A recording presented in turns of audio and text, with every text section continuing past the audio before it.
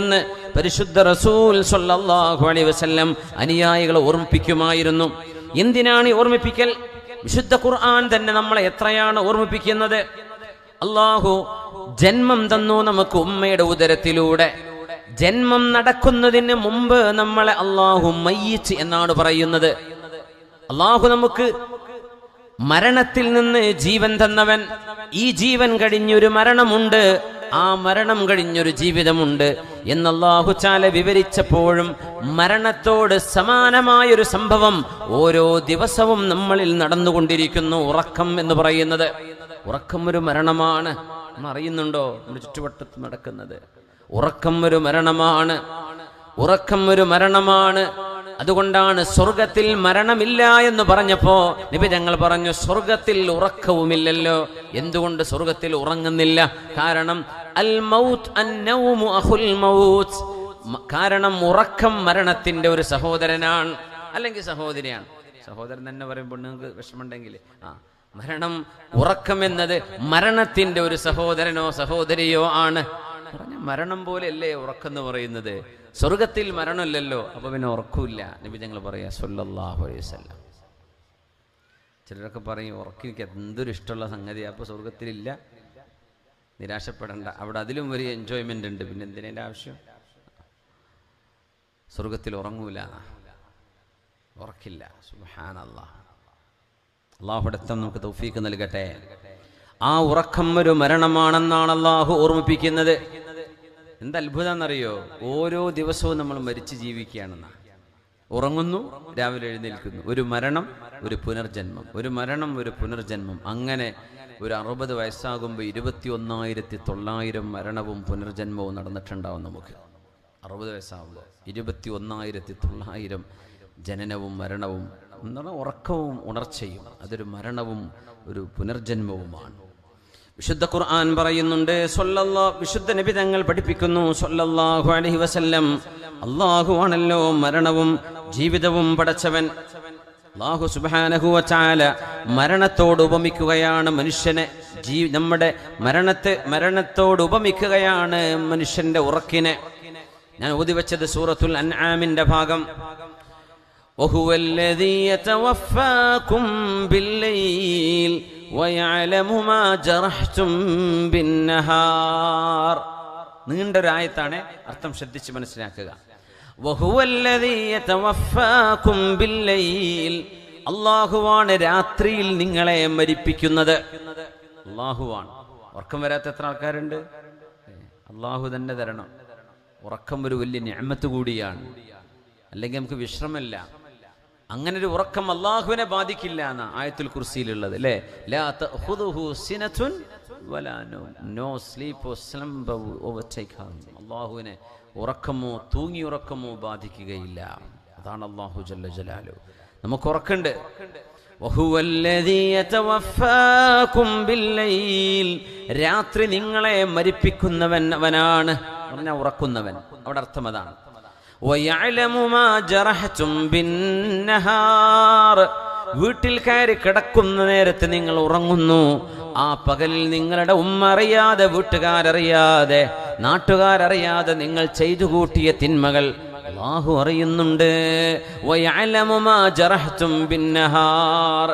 നിങ്ങൾ ഉറക്കുന്നവൻ അല്ലാഹുവാണ് രാത്രിയിൽ. ആ പകലിൽ നിങ്ങൾ ചെയ്ത കുരുത്തക്കേടൊക്കെ അല്ലാഹുക്ക് അറിയാൻ കേട്ടോ. ഉറങ്ങുമ്പോൾ നല്ല പാവാണല്ലേ, എന്തൊക്കെ കുരുത്തക്കേട് ചെയ്തിട്ടാണ് കാര്യം കടന്നുറങ്ങണമെന്നറിയോ? അല്ലാഹു പറയാൻ, നിങ്ങൾ ആ പകലിൽ ചെയ്തതൊക്കെ എനിക്കറിയാം. നിങ്ങൾ ഉറക്കുന്നത് ഞാൻ തന്നെയാണ്. ഉറങ്ങിക്കോ, പക്ഷെ ആ പകലിൽ നടന്നൊന്നും മറക്കണ്ട. അല്ലാഹു മറക്കണില്ല. അത് യാ റബ്ബ്, എന്തൊരു വലിയ പ്രഖ്യാപനം. വഹുവല്ലദീ യതവഫാകും ബില്ലൈൽ. രാത്രിയിൽ നിങ്ങളെ ഉറക്കുന്നവൻ അവനാണ്. വയഅലമു മാ ജറഹ്തും ബിന്നഹാർ. പകലിൽ നിങ്ങൾ ചെയ്തു കൂട്ടുന്നതും അവൻ അറിയുന്നുണ്ട്. ഇന്നൊക്കെ മക്കളൊക്കെ 3 മണി 4 മണിക്കൊക്കെ വീട്ടിൽ കയറി വരുന്നവരുണ്ട്. ഇപ്പം മറ്റേ കളിൻ്റെ ടൈമാണല്ലേ. എന്താണ് സ്റ്റേഡിയത്തിന് എന്താ പറയാ? ആ രാത്രി സ്റ്റേഡിയല്ലേ, ലൈറ്റൊക്കെ ഫ്ലഡ് ലൈറ്റൊക്കെ ചെയ്തിട്ടില്ലേ? ടർഫ്.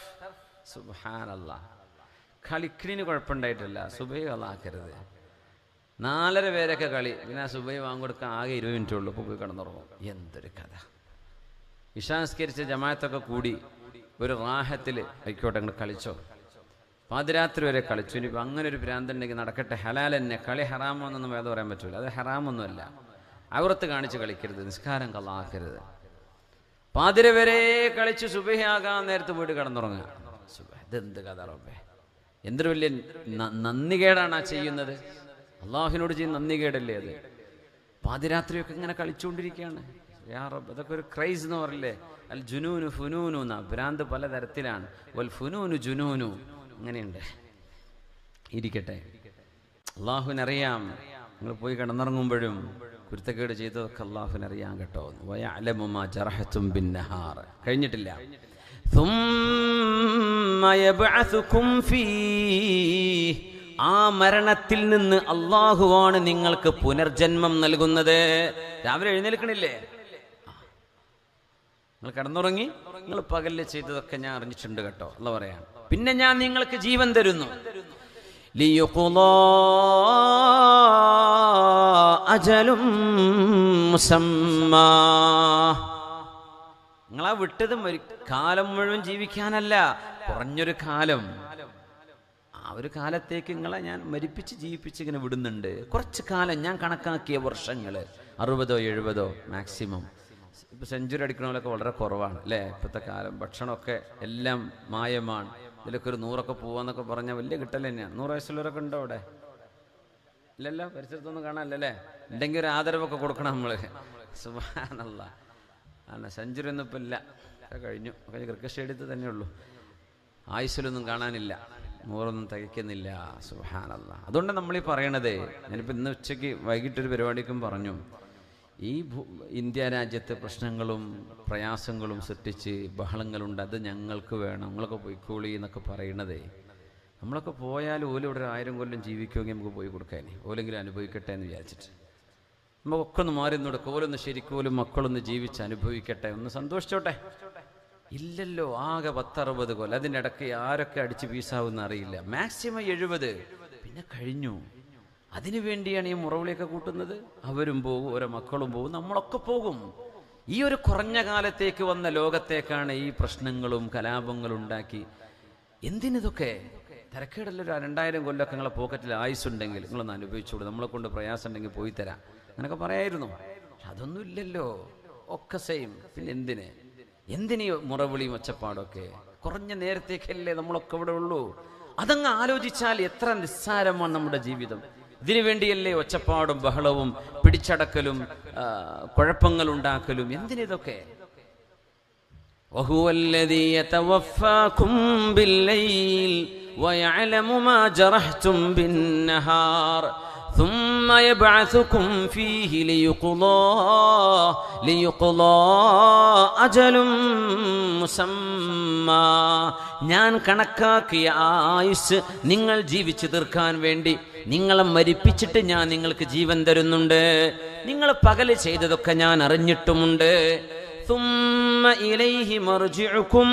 പിന്നെ നിങ്ങളൊക്കെ മടങ്ങേണ്ടത് അവനിലേക്കാണ്, അല്ലാഹുവിലേക്ക് തന്നെയാണ്.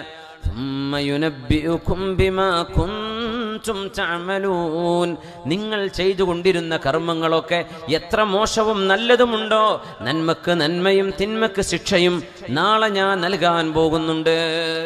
അല്ലാഹു നമുക്ക് അവന്റെ മഗ്ഫിറത്ത് കൊണ്ട് അല്ലാഹു നമ്മൾ അനുഗ്രഹിക്കട്ടെ. വഹുവൽ ഖാഹിറു ഫൗക ഇബാദിഹി വയുർസിലു അലൈക്കും ഹഫള. وهو القاهر فوق عباده ويرسل عليكم حفظة. അല്ലാഹു അവന്റെ അടിമകളുടെ മേൽ അധികാരമുള്ളവനാണ്.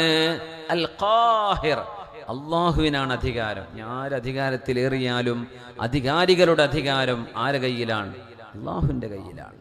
വയുർസിലു അലൈക്കും ഹഫള. നിങ്ങൾക്ക് സംരക്ഷകരായ മാലാഖമാരെ ഇറക്കിത്തരുന്നവനാണ് അല്ലാഹു. നമുക്ക് മലക്കുകൾ സംരക്ഷകരായിട്ടുണ്ട്, യമീനിലും ഷിമാലിലും അമാമിലും ഖൽഫിലും. ഹത്താ ഇദാ ജാഅ അഹദകുമുൽ മൗത്ത്. അങ്ങനെ നിങ്ങൾക്ക് മരണം ആസന്നമാകുമ്പോൾ, ഏതാ മരണം? ശരിയായ മരണം. തവഫത്തുഹു റുസുലുനാ, എന്റെ മാലാഖമാരാണ് അവരുടെ ആത്മാവ് പിടിക്കുന്നത്, അവർ മരിക്കുന്നത് ദേഹത്തിൽ നിന്നും ദേഹിയെ പിടിച്ചു മാറ്റുമ്പോഴാണ്. വഹും ലാ യുഫർറിതൂൻ, എന്റെ മാലാഖമാർ ഞാൻ പറഞ്ഞതേ ചെയ്യുന്നുള്ളൂ, അവരവരുടെ കർമ്മങ്ങളിൽ വീഴ്ച വരുത്തുന്നവരല്ല. അപ്പം മരിച്ചു, ശരിയായ അതുവരെ അല്ലാഹു തആല മരിപ്പിച്ചു ജീവിപ്പിച്ചു. പിന്നൊരു ശരിയായ മരണം എൻ്റെ മലക്കുകളെ കൊണ്ട് ഞാൻ ചെയ്യിപ്പിക്കും.